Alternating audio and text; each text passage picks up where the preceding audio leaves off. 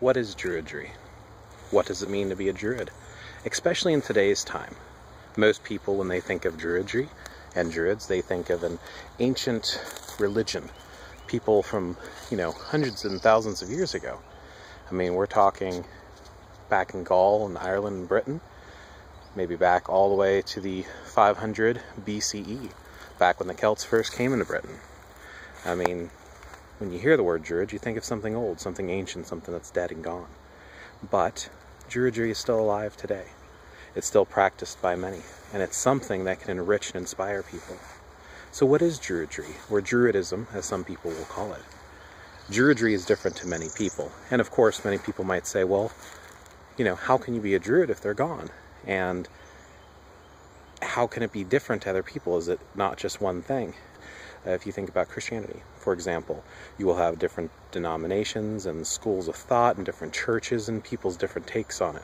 You'll have people that are part of a church, you'll have people that are part of a study group, you'll have individuals who practice in their own home. This is no different than any other faith, spirituality, or religion, and Druidry is no exception. Now, there are many groups out there who have worked with Druidry today and make it part of their lives. Two of the more popular ones is, of course, ADF, which is here in America, and OBOD, which is over in England. Now, each one of these have a different take and a different way that they go about it. But even the members of each group is going to have different takes based upon that individual. ADF treats it like a religion. It is an actual religion to them. However, OBOD teaches it like a spirituality. Something that can be incorporated in your daily life, regardless of what path that you follow. You could follow a specific religion, you could follow no religion, you could make it your sole spiritual pursuit, you can have it just enhance and aid in everyday life. You could even be an atheist and follow some of the principles that they teach, which is of course fascinating. So how is it that people today, neo-Druids as some people call them, how can they be Druids when they're, clearly the Druids are gone? Well, that depends on how you want to start looking at it. If you think about it, Druidry itself can actually be broken into 4 different periods of time. You have Proto-Druidry, which is the precursors to Druidry, what had it evolved from. You have Classical Druidry, which is the one that we all know and talk about, the one from legends and history that seems to have been extinguished. Then you have Druidry Underground. No path is going to completely extinguish and go away. There's going to be remnants, especially when it was that important and that special to individuals. It's not just going to up and disappear. There's going to be echoes of it that are going to echo throughout time and inspire people of today. Then you have your Revival Druidry, which has been going on for at least 300 years, back all the way to the 1700s. Now, the Revival Druidry, of course, people will say, there's no connection between that and Classical Druidry. Classical Druidry itself started to disappear 100 CE. And once it started getting extinguished, it almost completely disappeared right around 400 CE. And it probably disappeared for close to 1,000 years until, again, the Revival Druidry starting around 1400 CE all the way to the 17th century. And that's when we started getting these revival movements and people reinvestigating and re-experimenting and looking again and anew at Druidry and what it can bring to their lives. If you think about it, these stories and these legends, they were in the hearts of the people. People, scholars and educated people would write these down. They wrote these down in stories that we still have today, in triads and wisdom sayings that were written down by people who loved the Celts. There's this great inspiration throughout Ireland, throughout England, and possibly even in Gaul, where people tried to bring it back, and they tried to bring it back with their modern religion. They tried to incorporate it into Christianity. In fact, from what I understand, many of the Druids did actually convert to Christianity.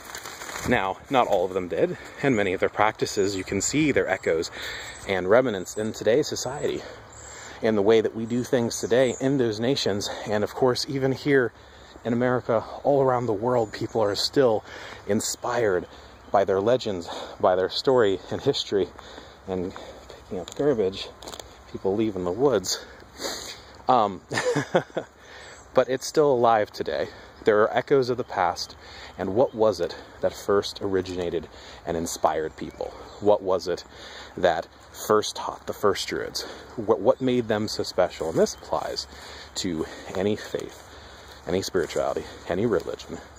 It applies to anyone who's out there, that it all started somewhere. It all started from some point where somebody had a great idea and they decided to share it with other people and other individuals.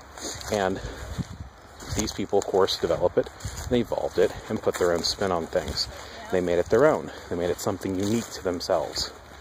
And this applied the same thing to its Druidry itself, to the Druids of ancient times as well as modern times. People evolved and adapted to make it their own personal path, their own personal spirituality. And yes, perhaps at one time it was a priesthood that you had to be initiated and adopted into. But today, it has become something different. It has evolved. It evolved with time. And today, modern Druids not only take lessons from these ancient stories and triads and wisdom and what has been attempted in the last 300 years to revive it, but they go back to nature. They go back to connecting with it. They go back to sitting among the trees and really reconnecting with the earth. I mean, that's what Druidry is all about. That's what Druidry is. Druidry is a philosophy that centers around the environment and earth and nature and the importance of it. It's a way of connecting. It's a series of practices for honoring the earth and really centering down with animals and plants and trees and stones. It's a way to reconnect with that.